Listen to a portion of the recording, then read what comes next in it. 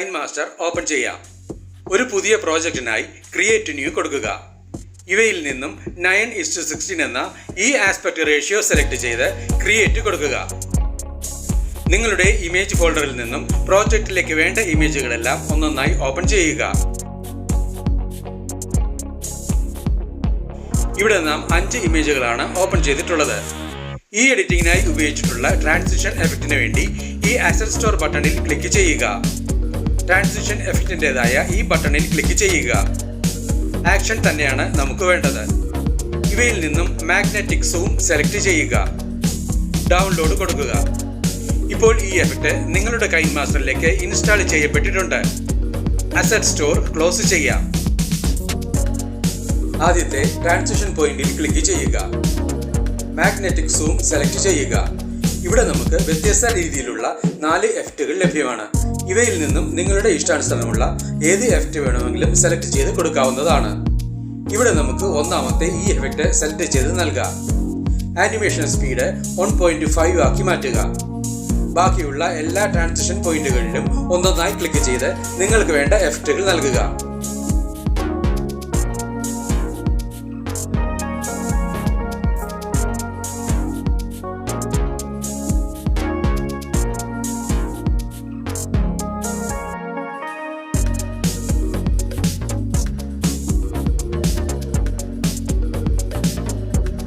ഇവിടെ എല്ലാ ട്രാൻസിഷൻ പോയിന്റുകളിലേക്കും വേണ്ട എഫക്റ്റുകളും നൽകി കഴിഞ്ഞിട്ടുണ്ട്. ഈ പ്രോജക്റ്റ് എക്സ്പോർട്ട് ചെയ്യിക്കുന്നതിനായി ഇവിടെ ക്ലിക്ക് ചെയ്യുക. സേവ് ആസ് വീഡിയോ കൊടുക്കുക. എക്സ്പോർട്ടിംഗ് കഴിഞ്ഞിട്ടുണ്ട്. ഈ വിൻഡോ ക്ലോസ് ചെയ്ത് പ്രോജക്റ്റിലേക്ക് തിരികെ എത്താം. ആദ്യത്തെ ഇമേജ് ലെയറിൽ ക്ലിക്ക് ചെയ്യുക. ഇമേജിന് ചുറ്റുമായി ഒരു ബ്ലാക്ക് ഷെയ്ഡ് ലഭിക്കുന്നതിന് ഓപ്ഷൻ ബാറിൽ നിന്നും വിനിയേറ്റ് എന്ന ഈ ഓപ്ഷൻ ആക്ടിവേറ്റ് ചെയ്ത് കൊടുക്കുക.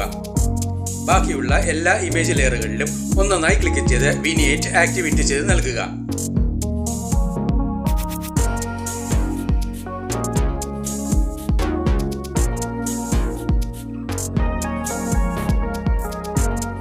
ഇവിടെ എല്ലാ ഇമേജുകളിലും വിനിയേറ്റ് ഫംഗ്ഷൻ ആക്ടിവേറ്റ് ചെയ്ത് നൽകി കഴിഞ്ഞിട്ടുണ്ട്. ലെയർ ഓപ്ഷനിൽ ക്ലിക്ക് ചെയ്ത് എഫക്റ്റ് സെലക്ട് ചെയ്യുക.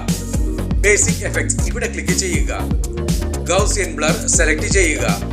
ഇവിടെ നിന്നും ഈ മാസ്ക് ബാക്ക്ഗ്രൗണ്ട് പൂർണ്ണമായും മറയുന്ന രീതിയിൽ എൻലാർജ് ചെയ്ത് വെക്കുക.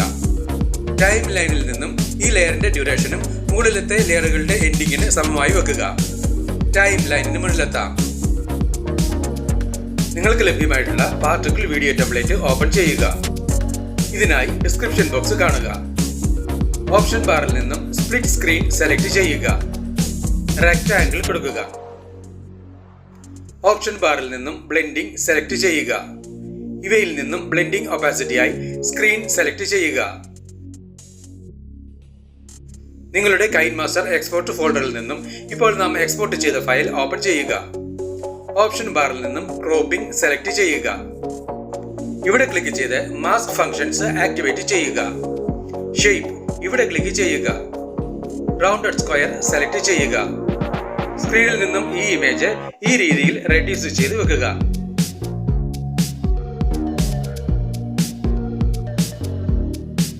നിങ്ങൾക്ക് ലഭ്യമായിട്ടുള്ള ബോർഡർ ലൈൻ ഇമേജ് ഓപ്പൺ ചെയ്യുക. ഇതിനായി ഡിസ്ക്രിപ്ഷൻ ബോക്സ് കാണുക. സ്പ്ലിറ്റ് സ്ക്രീൻ സെലക്ട് ചെയ്യുക. റെക്ടാംഗിൾ കൊടുക്കുക.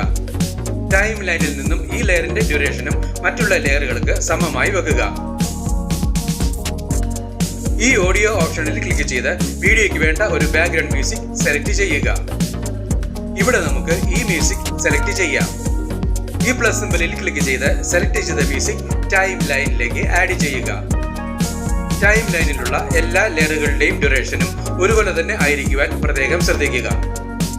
ടൈം ലൈനിന് മുന്നിലെത്തി വീഡിയോ പ്ലേ ചെയ്ത് നോക്കി ആവശ്യമെങ്കിൽ വേണ്ട മാറ്റങ്ങൾ വരുത്തുക. ഈ വീഡിയോ നിങ്ങൾക്ക് ഇഷ്ടപ്പെട്ടുവെങ്കിൽ ലൈക്ക് ചെയ്യുക, ഷെയർ ചെയ്യുക, കമന്റ് ചെയ്യുക.